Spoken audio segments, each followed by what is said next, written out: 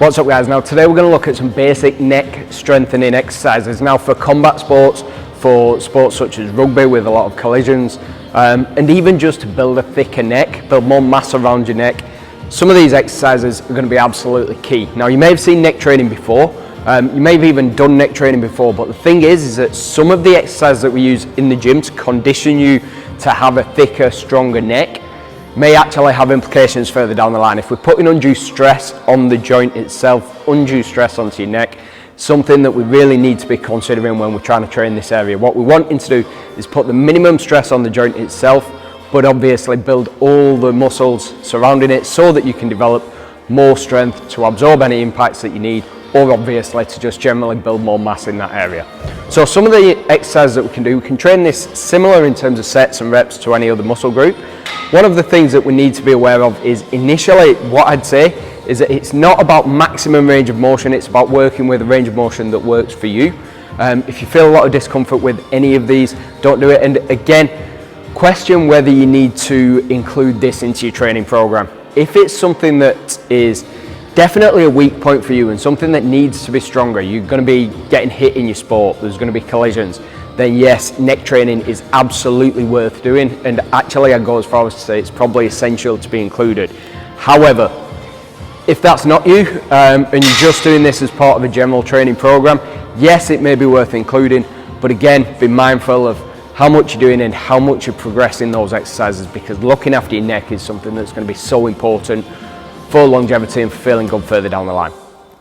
So before we add load to this, before we add weight to these exercises, we can actually just go through the movements just by using your head itself as a load. If you've not done these before, there's a couple of basic exercises that we can do. Now the first one's going to be lead flat on our back, then one on each side, and then lead on your front. And we're just moving in all the major directions. We're not putting any rotation in just yet. That can be included perfectly safely, but we're not doing it at the minute. We're going to start with the basic neck strengthening movements. So you can just do this on a bench, and you want your head sitting just off the bench. Your back's still going to be supported. And one really key element of this is to keep your head pulled in. In general, people will be in this position, especially if you've not done this sort of thing before. If you've got a particularly poor posture, you might have your head quite a bit further forward. What we want to do is think about that entire posture and just keep your chin retracted a little bit throughout all of these exercises. So again, first one, head off, still thinking about that, just going to extend down and pull up.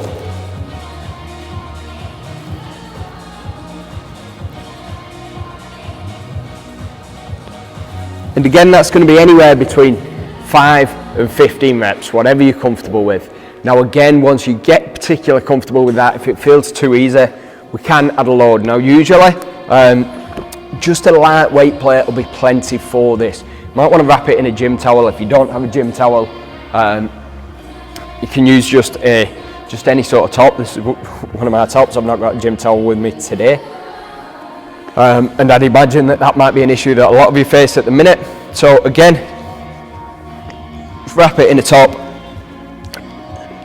and exactly the same movement, just straight down, back up.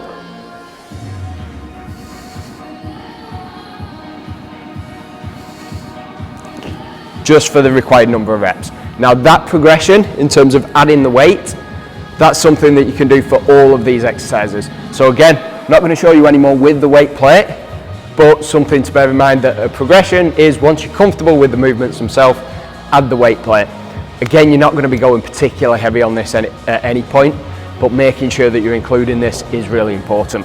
So each side then, exactly the same. We can just lie over to one side and we can just work on ear up towards your shoulder, straight through, and again, just within whatever range you've got. Now this is a slightly easier variation. Want to make it a bit more difficult, we're going to come completely flat and just up from there. Again, it's not this, we've not got a head forward. What we're going to do is get that retracted posture, focus position. Just going to squeeze up from there, nice and controlled, back down, squeeze up and back down. And again, that's going to apply for both sides, and if you get to the point where you're wanting to add a load, then we can do that. Once you've done both sides on that, And it's just working through this final movement.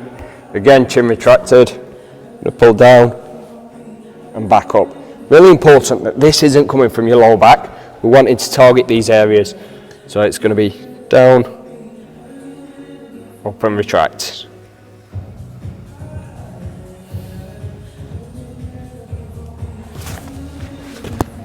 Again, you might find that at this point, that's quite an easy movement, quite an easy group of movements, but actually long term, it's going to be really effective at strengthening and still use progressive overload with this. Once you get comfortable with that, you can add a little bit more load. Once you get comfortable with that, we can either do a little bit more volume or add more load.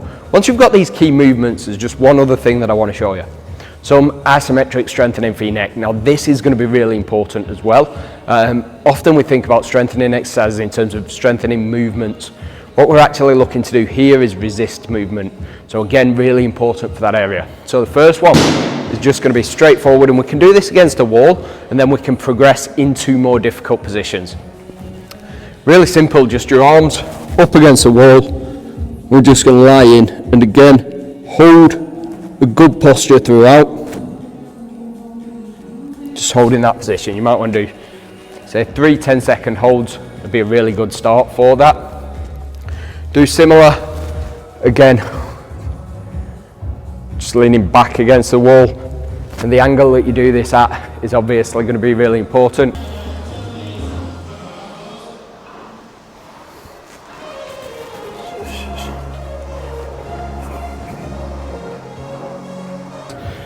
Just straight down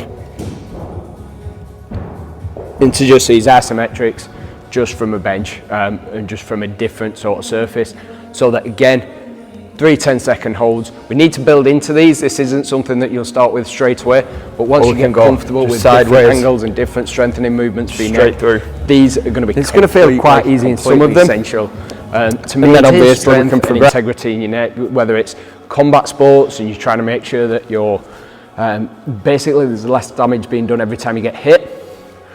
Any other collision or contact sports like rugby, again, really important to maintain the integrity of that area, or just generally to build a thicker neck, something that can be essential really in terms of any athletic sports, or just generally how you want to feel about yourself. A lot of people neglect this area completely. It's not something to neglect, but also it's not something to just guess at what exercises you're doing, and because it's the first thing that you've seen on YouTube, that you go with that, because a lot of neck training exercises are simply long term. They may be completely effective short term, but long term it's absolutely not worth the trade-off of damage to that joint. Cheers guys.